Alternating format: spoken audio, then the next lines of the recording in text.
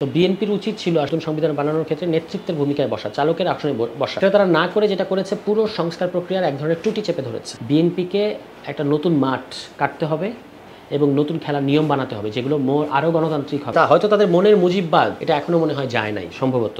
এটা কিন্তু প্রীতি থাকার কোনো, বিএনপির দিক থেকে অন্তত প্রীতি থাকার কোনো কারণ নেই। কারণ ৭২ সংবিধানটা আওয়ামী লীগ বানিয়েছে, জোরপূর্বক বানিয়েছে একটা অবৈধ গণপরিষদের মধ্য দিয়ে। এবং এখানে যে সাংবিধানিক ক্ষমতা কাঠামো এবং যে মতাদর্শিক ক্ষমতা কাঠামো আছে, এই পুরোটা আসলে আওয়ামী লীগকে সার্ভ করে, এটা বিএনপির জন্য করা না। এবং বিএনপির রাজনীতিটি আসলে এটার বিরুদ্ধে দাঁড়িয়ে আছে, অ্যান্টিথিসিস অফ বাকশাল, যেখানে তারা বাংলাদেশি বা জাতীয়তাবাদের কথা বলেছে, বহুদলীয় গণতন্ত্র বলেছে। ৭২ সংবিধান মানেই একদলীয় শাসন, ৭২ সংবিধানে মানেই বাঙালি জাতীয়তাবাদ, তোরা সবাই বাঙালি হয়ে যা। তো সেখান থেকে বিএনপি বেরিয়ে এসে বাংলাদেশি জাতীয়তাবাদ এবং বহুদলীয় গণতন্ত্রের কথা বলেছে। এবং এটাই হচ্ছে বিএনপির রাজনীতি, যেটা বাকশালের অ্যান্টিথিসিস। কিন্তু আমার ধারণা বিএনপির অনেক নেতাই বিএনপির এই রাজনীতিটা বুঝতে পারেন না।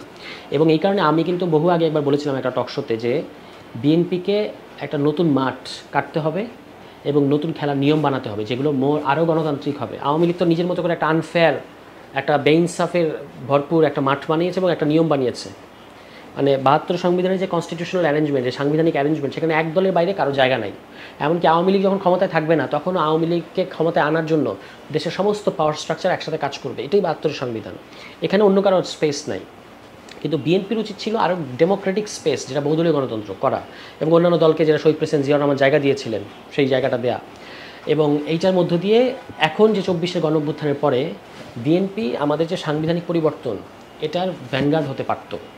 তারা বলতে পারতো যে আমরা আমাদের নেতৃত্বে একটা নতুন সংবিধান হবে এবং নতুন একটা গণতান্ত্রিক রাষ্ট্র আমরা করব। সেটা বিএনপি করেনি। এটা বিএনপির ঐতিহাসিক বিস্মৃতি ঘটেছে। আমি বলবো যে তারা দল হিসেবে তাদের নিজেদের ইতিহাস থেকে অনেক দূরে সরে গেছে এবং নিজেদের ইতিহাসটা ভুলে গেছে। এই কারণেই তারা তাদের মধ্যে এই মাত্রার ৭২ সংবিধানের প্রীতি দেখা যাচ্ছে।